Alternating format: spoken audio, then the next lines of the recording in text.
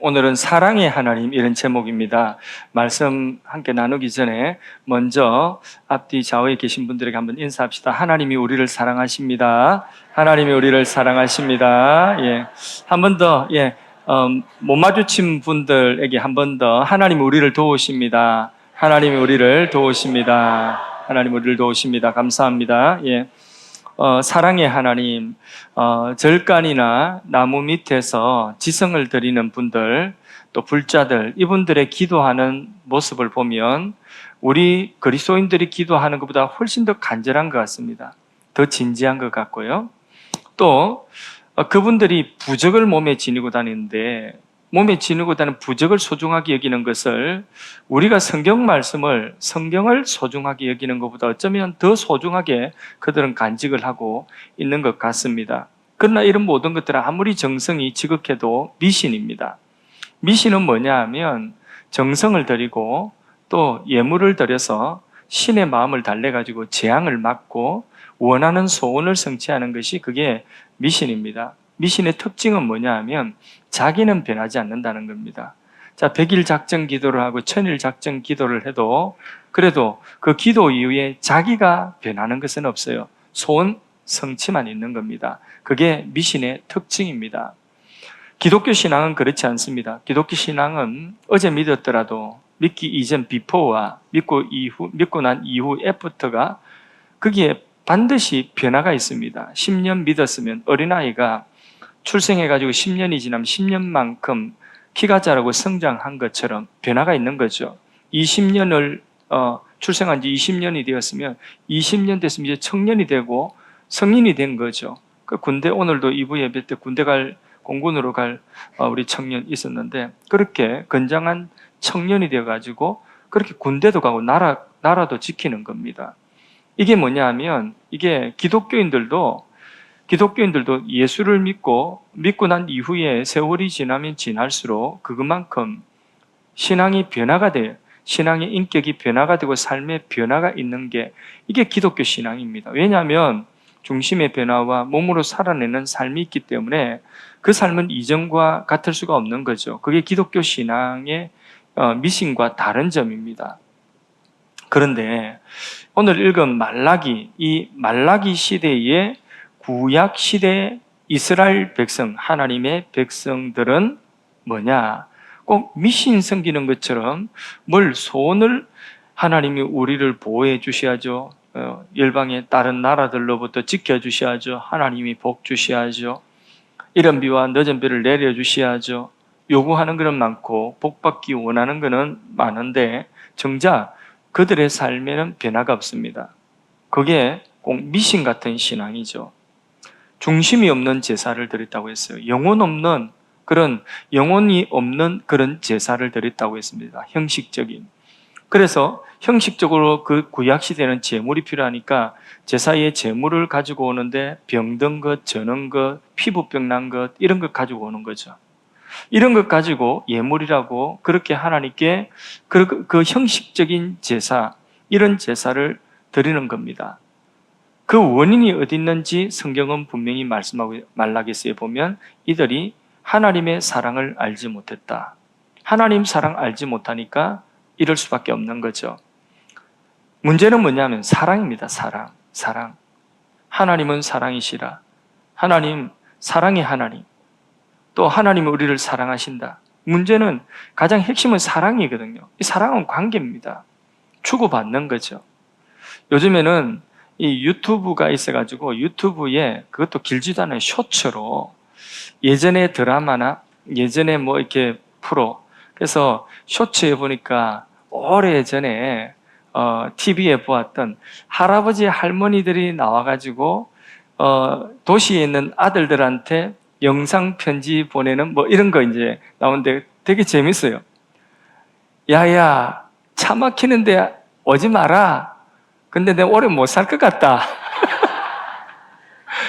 말 그대로 그냥 시골 사투리 쓰는데 너무 웃기고 재밌는 게 예전에 그래서 할아버지 할머니 방송국에 나와서 퀴즈 대회를 하는데 할아버지 문제 내고 할머니가 맞추는데 그 문제가 천생연분이에요. 그래서 할멈하고 나하고 어떤 관계지? 그러니까 웬 수지? 주저함이 없이. 웬 수지? 아니, 그거 말고, 내자, 네 글자. 평생 웬 수지? 평생 원수래요. 사랑이라고 하는 게 이게 핀트가 안 맞는 거예요. 한쪽은 사랑한다는데 한쪽은 평생 왼수라는 거죠. 핀트가 안 맞는 겁니다. 미국 캘리포니아 주에서 지역 신문에 광고가 났는데 어떤 주부가 자기 남편을 사갈 사람 있으면 사가라고 남편을 파는 광고가 나왔습니다. 얼마나 속상했으면 그랬겠습니까? 남편이 맨날 사냥 다니고 맨날 낚시를 다니는데 집안을 안 돌보는 거죠. 너무 화가 나는 거예요. 그래서 남편 판다고 광고를 냈습니다. 근데 거기 덤으로 남편 사가는 사람한테 낚싯대도 주고 사냥개도 준답니다. 덤으로. 근데 그 엉뚱한 광고 아닙니까? 장난 같은 광고인데, 그런데 문의 전화가 빗발쳤답니다. 그 문의 전화가 오는데 그 문의 전화가 뭐냐 하면, 남편은 놔놓고 사냥개 견종이 뭐냐? 그 개를 내가 입양할 수 없겠냐? 뭐 이런 이제 문의 광고가 많이 그렇게 왔다는 거죠. 이 무슨 문제입니까? 사랑의 문제죠. 한쪽은 사랑하고 한쪽은 그 사랑을 주고 기다리는데, 그런데 한쪽에서는 그 사랑에 반응을 하지 못하는 거죠. 그 속상한 거죠. 얼마나 속상했으면 그런 광고까지 냈겠습니까? 하나님의 사랑이 구약 이스라엘 백성들을 향하여서 변함없이 계속해서 하나님의 사랑은 지속되는데, 그 사랑이 한쪽에서 무시되는 거죠. 그 사랑이 짓밟히고 있으니까 하나님도 속상하신 것이죠. 하나님 사랑을 무시하지 맙시다. 하나님의 사랑을 우리가 거절하거나 짓밟지 맙시다. 하나님 우리를 사랑하십니다. 사랑이라고 하는 것은요, 이게 깊으면 깊을수록 그 사랑이 더 오래가고 그 사랑이 깊은 겁니다. 우리가 음식이라고 하는 것도 3분 만에 물 데펴가지고 가스레인지 물 데피면, 그러면 3분 만에 팔팔 끓는 그 적성라면, 그 적성라면의 깊이와 오랫동안 뚝배기 또는 사골처럼 이렇게 우려가지고 나오는 그 맛, 저 땅 파가지고 뒤뜰에 그 장독대에 오랫동안 묵혀서, 그래서 그게 그 장맛, 그 겨울에 시원한 동치미 맛, 벌써 군침이 돌죠. 이 맛하고 3분 그냥 팔팔팔팔 끓여 꼴깍꼴깍 끓는 그렇게 그 라면 맛하고 맛은 당장, 그 라면이 당장 입에는 맞고 끓일 수 있겠지만은 그 깊이는, 맛의 깊이는 비교할 수가 없겠죠. 여기 혹시 라면 회사 다니시는 분 없죠? 비교할 수가 없을 겁니다. 사랑이라고 하는 것도 오랫동안 사랑하고 그 오랜 사랑 속에서 익어진 그 사랑은 금방 젊은이들이 어제 만나가지고 100일 됐다가 초콜릿도 주고 하는 그 사랑하고 10년, 20년 평생을 살면서 이 모양 저 모양 다 수용하고 이 모양 저 모양 다 이해하고 그렇게 익어가는 그 사랑하고는 도무지 비교할 수가 없는 것입니다. 하나님의 사랑의 깊이는 얼마만큼 오래된 사랑일까요? 우리가 처음 예수 믿을 때 그때부터 하나님 우리를 사랑하셨을까요? 야, 네 정말 좋은 결단했다. 네, 이제부터 너 사랑할게. 이겁니까? 그러면 언제입니까? 2000년 전 하나님이 세상을 처럼 사랑하셔서 독생자를 주실 때에, 그때입니까? 그때도 너무 오래된 사랑이지만은 그보다 훨씬 이전입니다. 이 세상이 있기 전, 에베소서의 말씀처럼 영원 전, 이 세상이 있기 전, 창세 전 하나님이 존재하시는 하나님의 그 존재 속에 하나님이 뭘 가지고 계시냐? 목적을 가지고 계시는데 어떤 목적이냐? 우리를 하나님께서 지으시고 우리를 사랑하시기로 작정하신 그 하나님의 목적, 그 하나님의 작정이 있는 것입니다. 에베소서 말씀에 보면 창세전, 영원전 그리스도 안에서 그의 기쁘신 뜻대로 우리를 사랑하사 우리를 예정하시고 그 사랑 안에서 거룩하고 흠이 없게 하시고 하나님의 아들들이 되게 하신 이런 깊은 사랑이 있는 거죠. 뚝배기보다도 더 오래되고 장독대보다도 훨씬 더 오래된 깊고 깊은 하나님의 사랑, 이 세상이 있기도 전부터 하나님의 존재 속에서 하나님은 우리를 그리고 계셨고 우리를 하나님의 대상자, 사랑의 대상자로 작정하신 것입니다. 그래서 발락이 말씀에 오늘 읽은 본문에도 두 사람의 인물이 나오죠. 하나는 야곱이고 하나는 에서라고 합니다. 그런데 하나님이 누구를 사랑하시기로 작정하시고, 야곱을 사랑하시기로 작정하셨는데 그 야곱이 이후에 그 야곱이 굉장히 열심을 내고 굉장히 하나님 나라 그렇게 부자가 되어서 그래서 하나님 나라에 막 헌신할 것 같으니까 삭수가 좋아서 하나님이 야곱을 택하신 것이 아니라는 것이죠. 그 이전에 그가 거짓말도 많이 하고 그가 무능하고 그가 불순종하고 한번 놓으면 집착하고 이런 욕심 많은 거짓이 많은 그런 사람이 될 것임에도 불구하고 하나님 그런 조건이 아니라 하나님은 그냥 야곱을 그냥 사랑하시기로 택하셨다는 것입니다. 그게 이해할 수 없는 하나님의 예정이라고 하는 하나님의 사랑인 것입니다. 하나님이 우리를 사랑하셔서 예수 믿게 하시고 오늘 이 자리에 있게 하시는데 우리 뭘 보고 하나님께서 영원하신 하나님의 계획 속에 우리를 사랑의 대상자로 선택하셨을까요? 뭘 보고? 내가 예쁘니까? 내가 멋지니까? 내가 앞으로 돈 많이 벌어서 교회에 헌신 많이 하고 이럴 것 같으니까? 내가 정직하니까? 그렇습니까? 아닙니다. 우리의 어떠함에도 불구하고 하나님께서는 아무 조건 없이 영원하신 하나님의 그 존재 속에서 우리를 하나님의 사랑의 대상자로 그렇게 목적을 딱 정하시고 우리를 하나님께서 미리 사랑의 대상자로 선택하셨습니다. 이 하나님의 사랑이 우리에게 오늘 와서 우리가 그 하나님의 택하심을 따라 부르심을 입었고 주 예수를 믿어 어렵다 하심을 입고 앞으로 영화롭게 하나님이 영광스러운 그런 존재가 되기까지 우리를 이끌고 버리지 않고 하나님의 사랑이 장중에 붙들고 계신 줄로 믿습니다. 하나님이 우리를 선택하신 그 사랑, 무엇으로 우리가 다 설명할 수 있을까요? 그 사랑의 깊이를. 여러분 한번 설교 준비하면서 이런 가정을 해봤습니다.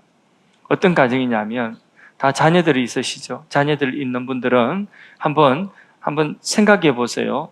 만일에 이 자녀들이 우리 집에서 태어나기 전에 이 자녀들이 부모를 선택해서 그 가정에 태어나고자 부모를 선택할 수 있는 그런 선택권이 자녀에게 있었다면 그러면 우리 자녀들은 내 자녀들은 과연 나를 믿고 저 정도 부모님 같으면 훌륭해 하고 나를 부모로 선택했겠습니까? 아니, 여러분들 자녀들이 여러분들을 그렇게 훌륭한 부모님이 되실 거야. 그렇게 여러분들을 부모로 자녀들이 선택권이 있다. 그런 가정.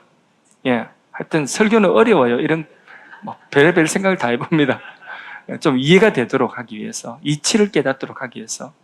그래서 아빠로 여러분을 선택받았을까요? 엄마로 선택을 받았을까요? 오면 끄떡하시고 놓으면 시작. 참 그죠? 우리의 자녀들이 뭘 믿고 우리를 엄마로 선택하고 아빠로 선택했겠습니까? 그죠? 우리가 양심을 조금만 쓰면 그것도 우리가 확신할 수 없어요. 장담할 수 없습니다. 우리가 그렇게 훌륭한 사람 아니잖아요. 그런데 하나님께서는 우리를 하나님이 영원하신 그 작정 속에 우리를 예정하시고 하나님의 사랑의 대상자로 선택해 놓으신 이 선택, 하나님의 그 작정은 변하지 않습니다. 영원히 변하지 않습니다. 그래서 우리가 지금 이 자리에 있는 것입니다. 그래서 하나님의 그 사랑에 우리가 이제는 그 깊고 깊은 사랑을 우리에게 그 사랑이 어느 정도 이제 깨달아지고 우리에게 그 사랑이 왔기 때문에 우리가 그 사랑을 받아서 이 자리에 있습니다. 구약의 이스라엘 백성들도 하나님 알고 하나님을 섬긴다고 섬겼습니다. 우리도 하나님을 알고 10년이 되었든 20년이 되었든 아니면 믿은 지 얼마 안 되었든지 간에 우리 모두가 지금 이 자리에 있는 것은 하나님의 사랑의 부름을 받고 이 자리에 있습니다. 그 하나님의 사랑이 우리에게 닿았기 때문입니다. 그런데 하나님이 사랑이시고 사랑의 하나님이시고 우리를 하나님께서 변함없이 사랑하는 사랑은 흔들림이 없는데, 그것은 변함이 없는데, 이제 이 사랑에 대하여서 우리가 반응하는 것. 그래서 사랑이라고 하는 것은요, 일방적인 사랑이 되면 안 되거든요. 사랑은 항상 대상이 있는 거예요. 그 대상과의 관계, 이 관계가 뭐냐? 사랑을 한쪽에서 주면, 한쪽에서 사랑한다 하면, 그러면 한쪽에서 나도 사랑합니다 하고 나의 사랑이 그 상대방의 그 사랑에 대한 반응이죠. 그게 관계라는 거죠. 그게 관계라는 거죠. 그래서 하나님이 우리를 사랑하시기 때문에 이제 우리는 그 사랑에 대해서 반응하는 겁니다. 그 사랑에 대해서 반응하여서 우리도 하나님을 사랑합니다 하고 우리의 사랑을 표현하고, 우리가 하나님 사랑합니다 하고 그 사랑의 표현으로서 봉사도 하고 예배도 드리고, 그 모든 것들이 신앙생활이라고 하는 겁니다. 우리 신앙생활은 하나님이 우리를 사랑하신, 먼저 사랑하신 그 사랑에 대한 우리의 반응입니다. 어떤 반응? 우리도 하나님 사랑합니다 하는 반응입니다. 억지로 율법이 아니라는 거죠. 이스라엘 백성들은 하나님의 이런 사랑을 받고도 하나님의 그 사랑에 반응하지 못하고 그 사랑을 무시했어요. 그 사랑을 짓밟고 불순종했습니다. 먹고 살 만큼 복 주시니까 그들은 안일했고, 그리고 더 욕심이 났고, 그리고 그 세상을 즐기느라고 하나님 찾을 시간이 없어요. 그래서 형식적으로 제사, 절기에 나와서 자리는 잠깐 하지만은 그것이 순전히 영혼이 없는 거예요. 형식인 겁니다. 먹다 남은 떡을 가지고 오고, 병든 것, 눈먼 것, 전염병, 부스럼 난 것, 그것을 제물로 하나님 앞에 가지고 옵니다. 이걸 제물이라고 드리는 거죠. 그때에 하나님이 말라기서에 보면 말씀하시기를 이렇게 말씀하세요. 이거 너희들이 제물로 가져왔냐? 좋다. 너희가 이걸 제사 드린다고 가져왔느냐? 나에게 너희가 나를 섬기는 것이라고 너희가 이것을 가지고 왔느냐? 좋다. 그러면 이거 그대로 가져가서 너희 총독한테 주봐라. 총독한테 줄 수 있을까요? 없을까요? 총독한테 줄 수 있는 게 아니에요. 왜? 병든 것, 저는 것, 전염병, 자기한테 남는 찌꺼러기. 말은 여유분인데 남는 것인데, 그런데 그 사실은 찌꺼러기예요.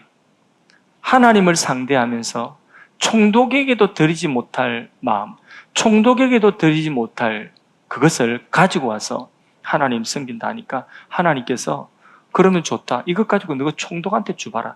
아무도 총독한테 가져가지를 못합니다. 그게 바로 구약의 이스라엘 백성들의 모습이었어요. 하나님을 상대하는 모습.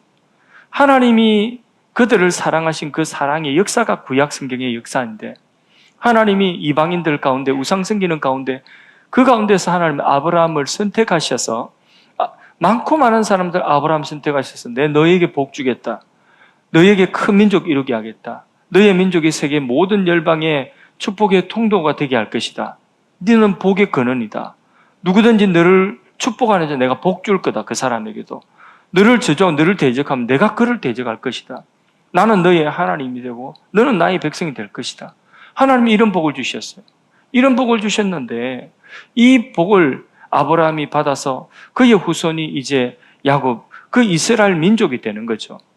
그 하나님의 약속대로 아브라함이 축복을 그대로 다 주었어요. 큰 민족이 되게 하시고 애굽에서 노예 생활 다 건진받게 하시고 가나안 땅에 들어가서 가나안 땅을 차지하게 하시고 그 땅의 소산을 먹게 하시고 이른 비와 늦은 비를 내리게 하셨어요.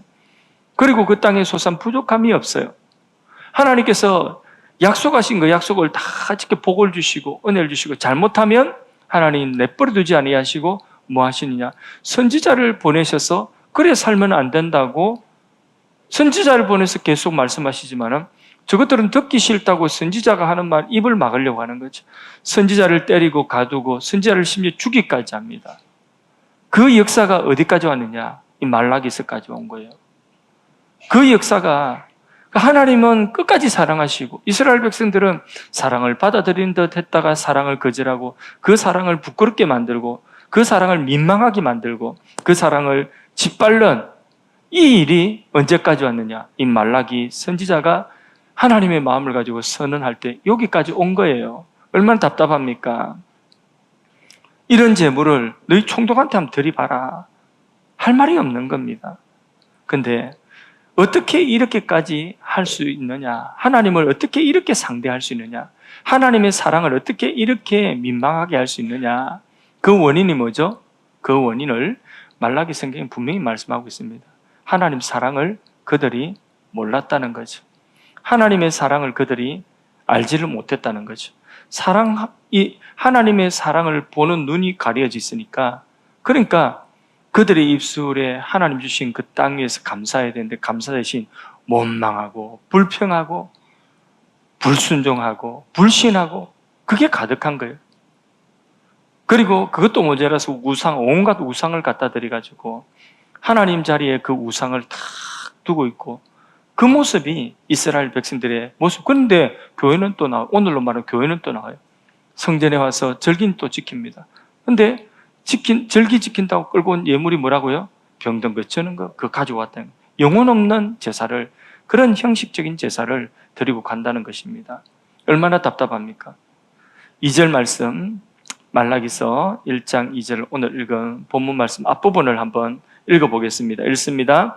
여호와께서 이르시되 내가 너희를 사랑하였노라 하나. 하나님이 이스라엘 백성들을 내가 너희를 사랑하였다, 지금까지 사랑해 왔다, 지금도 사랑하고 있다 라고 말씀하시나, 그 다음 읽습니다.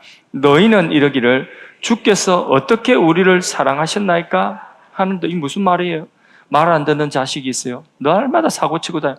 그래서 부모가 속을 썩는데 때로는 야단치기도 하고 때로는 회유하기도 하고 때로는 뭘 좋은 걸 사주기도 하고, 이래도 얘가 말을 안 듣는 거예요. 정신을 못 차리는 겁니다. 또 사고를 쳤어요. 사고 친 데 가가지고 그 사고를 수습해주고, 그리고는 그 엄마가 또 이제는 하다 해도 안 되니까 아이를 갖다가 끌어안고 눈물을 줄줄줄줄 흘리면서 애한테 하는 한마디가 뭐냐? 애한테 이제 더 이상 막 잔소리도 아니고 엄마가 네 사랑하는 줄 알지 하고 눈물을 쭉 흘리는 거죠. 그 눈물 속에 다 들은 거죠. 엄마의 사랑이 다 들은 거예요. 엄마의 답답한 마음 다 들은 거예요. 내가 너 사랑하는 줄 알지. 지금 말라기 시대에 이스라엘 백성이 지금 그 모양이에요. 하나님이 사랑한다고 했습니다. 내가 너희를 사랑한다. 이 말씀 속에 하나님 눈물이 있는 거예요. 하나님 눈물이.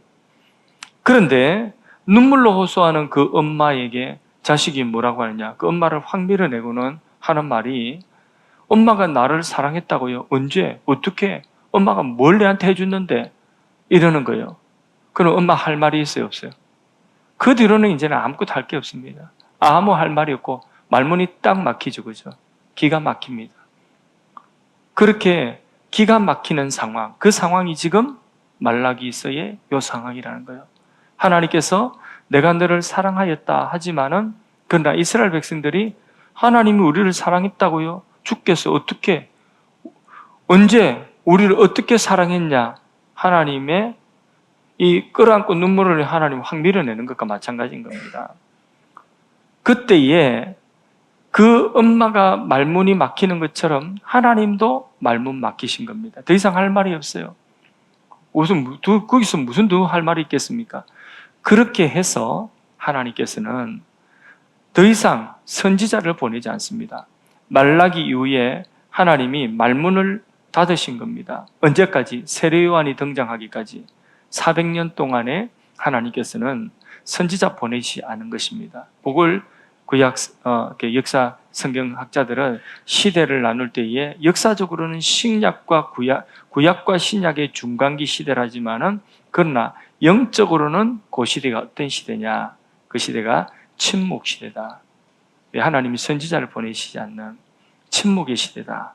이렇게 구별을 하는 겁니다.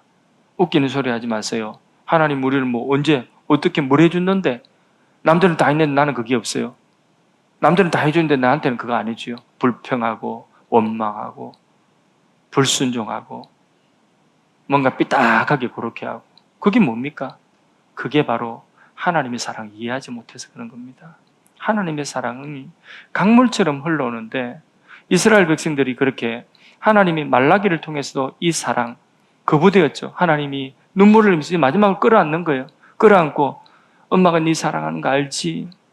근데 확 밀어냈어요. 그 사랑을 거부했어요. 거부하고 400년 동안 선지자가 없었어요. 사실 이게 어찌 보면 재앙이에요. 아모스 선지자가 말씀하시기를 양식이 없어 기근이 아니라 뭐가 없어 기근이라고요? 그렇죠. 하나님의 말씀이 없는 기갈이다. 하나님의 말씀이 없으면 그게 기갈인 것입니다. 오늘도 하나님의 말씀이 없는 그 기갈, 하나님이 우리에게 말씀을 주시고 하나님 우리에게 계속해서 우리는 예배 시간마다 강의를 통해서 하나님 말씀을 듣지 않습니까? 하나님 우리를 사랑하시 오늘도 인사했잖아요. 서로 하나님 우리 사랑하십니다. 서로 인사했는데 하나님 사랑이십니다 했는데 이 사랑을 우리가 매번 놓치고 이 사랑을 매번 우리가 그것을 형식적으로 그냥 넘겨버리고 우리의 신앙생활에 우리가 딱 끊어놓은 그 선이 있어. 자기가 끊어놓은 한계선이 있어요. 그 한계 밖으로는 하나도 내가 나가려고 하지 않는 거죠. 그러니까 내가 그 한계 속에서 내가 끊어놓은 한계 속에서 나의 신앙생활이 그 자리에 머물러 있어요. 교회는 나와요. 예배는 드려요. 내가 정해놓은 것만큼 드려요. 내가 정해놓은 것만큼만 내가 살아요. 그 이상은 안 된다는 거죠. 오늘 그리스도인들 가운데 이런 분들이 얼마나 많은지 모릅니다. 아마 여기도 그런 분들이 있을 수 있습니다. 내가 딱 정해놓고 그것도 하나님 끊어놓은 경계가 나의 한계예요. 요 이상은 하나님도 들어오면 안 돼요. 이건 내 영역이에요. 들어오지 마세요. 그거예요. 설교도 하면 거기까지 설교하면 나 기분 나빠요. 그때부터 부담스러워요. 교회 안 나올 수도 있어요. 그거예요. 얼마나 이기적인 신앙이고 얼마나 하나님의 사랑을 무시하는지 몰라요.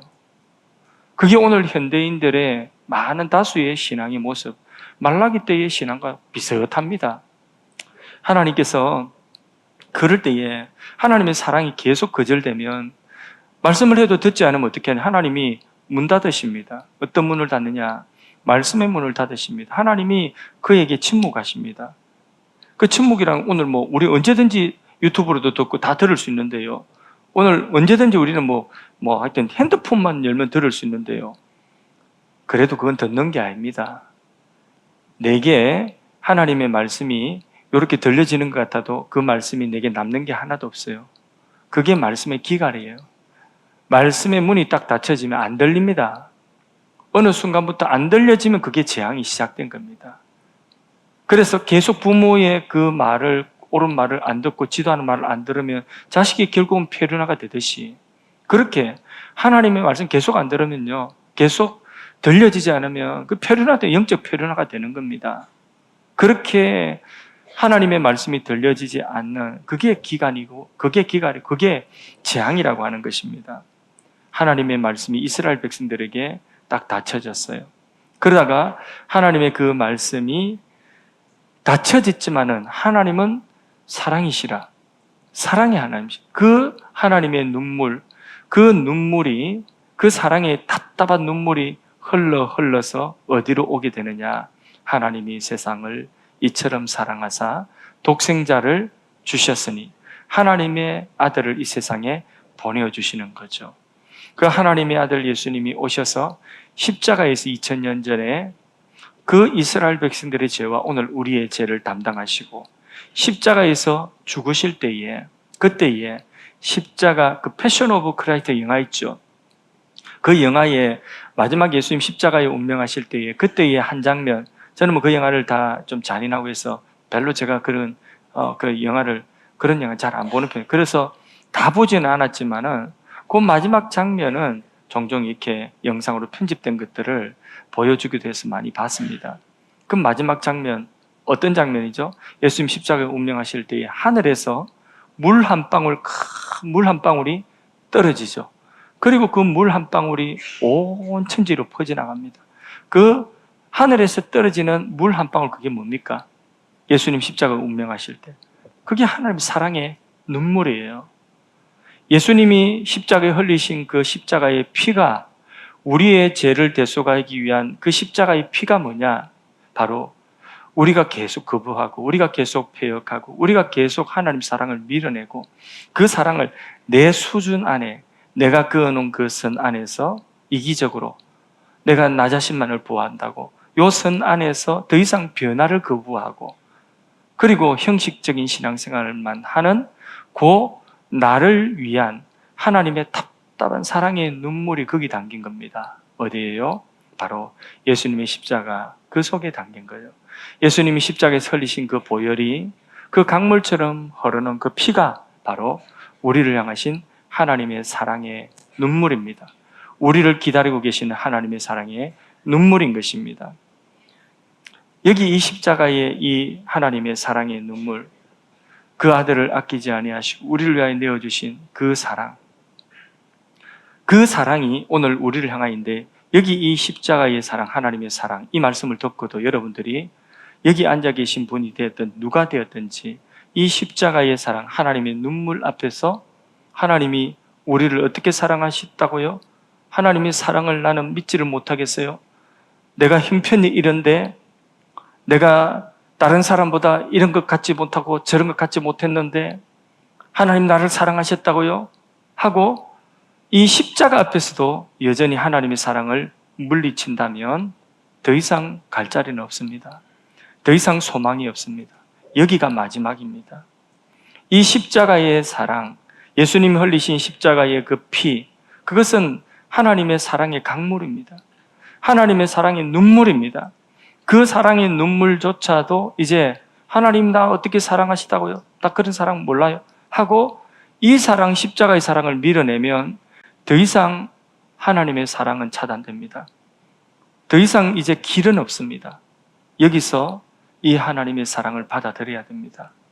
이 하나님의 사랑을 거부하지 말아야 됩니다.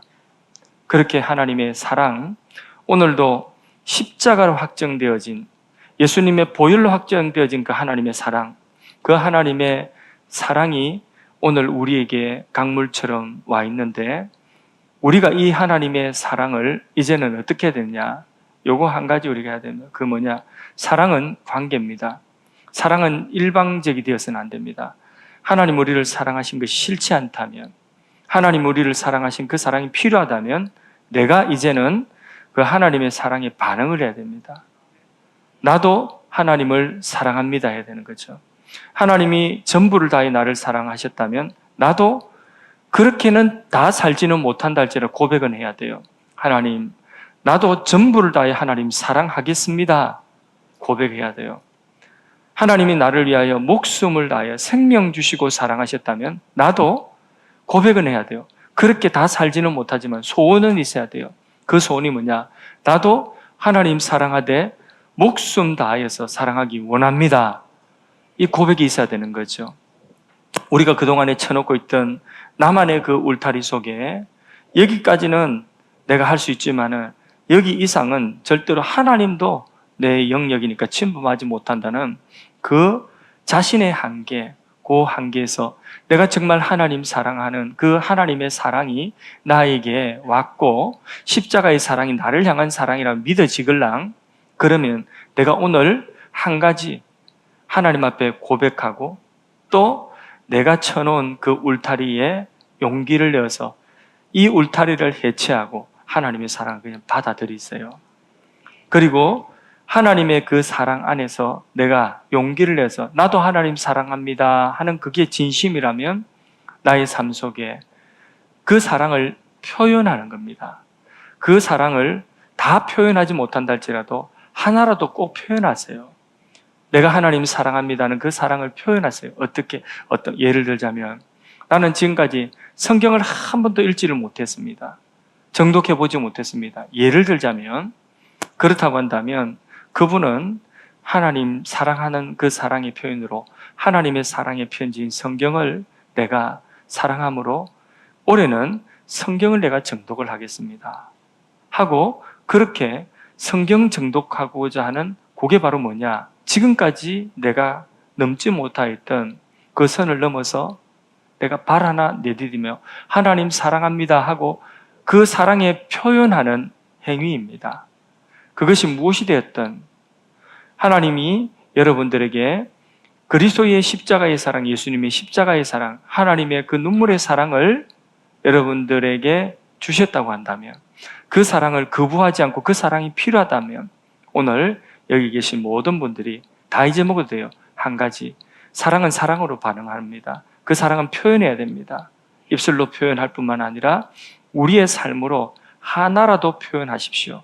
그게 우리의 삶의 변화입니다. 기독교 신앙은 이런 변화가 없으면 안 되는 겁니다. 사랑을 표현합시다.